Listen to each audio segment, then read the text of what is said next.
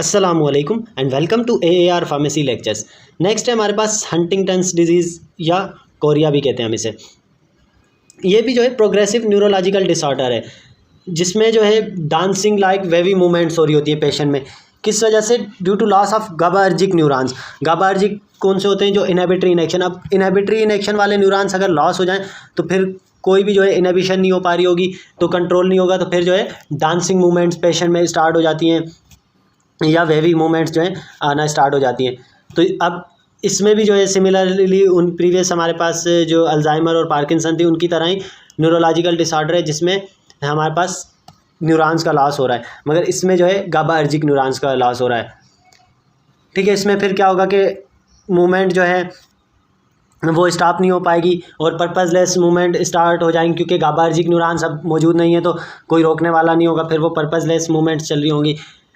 इसके अलावा जो है साइकेट्रिक प्रॉब्लम्स भी आते हैं हंटिंगटन डिजीज़ में, और मोस्टली जो हमारे पास हंटिंगटन डिजीज़ होती है ना, ये जेनेटिकली होती है। कोरिया हम इसे क्यों कहते हैं? कोरिया एक ग्रीक वर्ड है जिसका मतलब है डांसिंग, तो इसमें मूवमेंट्स डांसिंग लाइक होती हैं, तो इसीलिए इसका नाम कोरिया भी है। यूजुअली ये जो है 30 से 50 साल वाले जो पेशेंट होते हैं उनको इफ़ेक्ट कर रही होती है, और इसके अलावा बच्चों को भी ये इफ़ेक्ट करती है।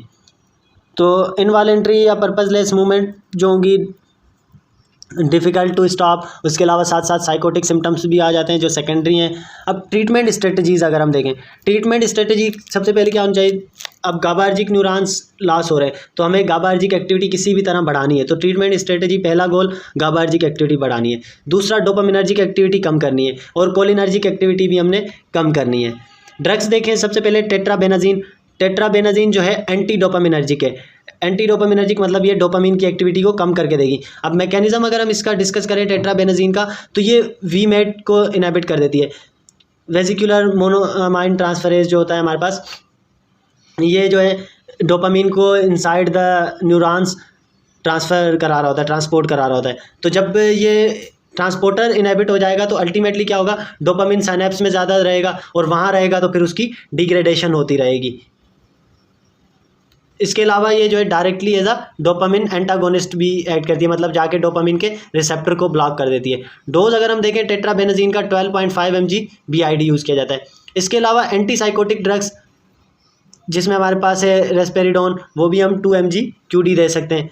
फर्दर हम बेंजोडाइज़पीन्स यूज़ कर सकते हैं। बेंजोडाइज़पीन्स जो है गाबार्जिक एक्टिविटी बढ़ाने के लिए दे सकते हैं। ठीक है, गाबार्जिक एक्टिविटी बढ़ाने के लिए अब बेंजोडाइज़पीन्स में हमारे पास कौन सी चॉइस है? एल्प्राजोलाम एल्प जो है 0.5 mg एट बेड टाइम, या जो है clonazepam 1 mg at bed time दे सकते हैं। इसके अलावा थर्ड हमने ऑप्शन कहा था कि कोलिनर्जिक एक्टिविटी को डिक्रीज़ करने वाले, मतलब जो है एंटी कोलिनर्जिक्स देंगे। अब सेंट्रली एक्टिंग एंटी कोलिनर्जिक्स हमारे पास बेंजट्रोपिन है, बाइप्रिडीन है, या प्रोसाइक्लिडीन वगैरह है। बहुत शुक्रिया वीडियो लेक्चर को देखने का। नेक्स्ट इंशाल्लाह हम sedative and hypnotic chapter start करेंगे।